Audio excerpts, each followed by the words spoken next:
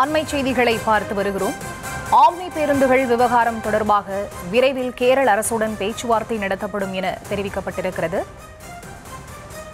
கேரளாவில் ஆம்னி பேருந்துகளுக்கு லட்சக்கணக்கில் அபராதம் விதிக்கப்படுவதாகவும் கேரள போக்குவரத்து துறையை கண்டித்து தமிழக ஆம்னி சங்கத்தினர் போராட்டம் நடத்தி வருகிறார்கள். விவரங்களோடு இணைகிறார் எமது செய்தியாளர் வெங்கட்ரமணன். அவரிடம் பேசலாம். வணக்கம் வெங்கட்ரமணன், இந்த போராட்டம் தொடர்பான முழுமையான விவரம்.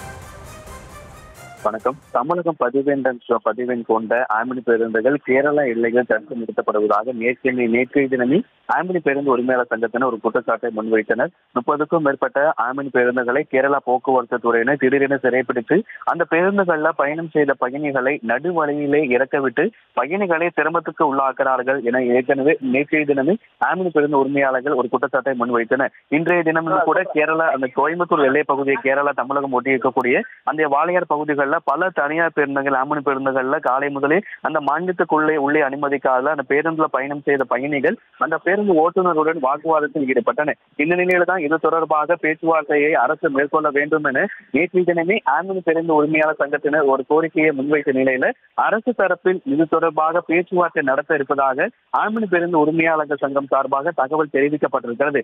எப்போது எங்கே பேச்சுவார்த்தை நடைபெறும் என்பதை காலை 10 மணிக்கு பிறகாக முடிவு செய்யப்படும் எனவும் தமிழக அரசு போக்குவரத்து துறையினர் முதற்கட்டமாக கேரளாவில் இருக்கக்கூடிய போக்குவரத்து துறை அதிகாரிகளோடு தொலைபேசியில் பேச்சுவார்த்தை மேற்கொண்டு என்ன பிரச்சனை இதற்கு அதாவது முன்கூட்டியாக அறிவித்து வெளியாடாமல் திடீரென்று பேருந்துகளை சிறைப்பிடிப்பது அந்த பேருந்துகள் மட்டுமல்லாமல் அந்த பேருந்துல பயணம் செய்யக்கூடிய பயணிகளையுமே சிக்கல்களை உள்ளாக்கும். அதுவும் இல்லாமல் சபரிமலை மாதம் தொடங்க இருக்கக்கூடிய நிலையில பல தமிழ்நாடு பக்தர்கள் மாலை அணிவித்து சபரிமலைக்கு செல்லக்கூடிய இந்த சூழ்நிலையில எந்த விதமான முன் அறிவிப்பு இன்றைய பேருந்துகளை சிறைப்பிடிப்பது ஏற்புடையதல்ல.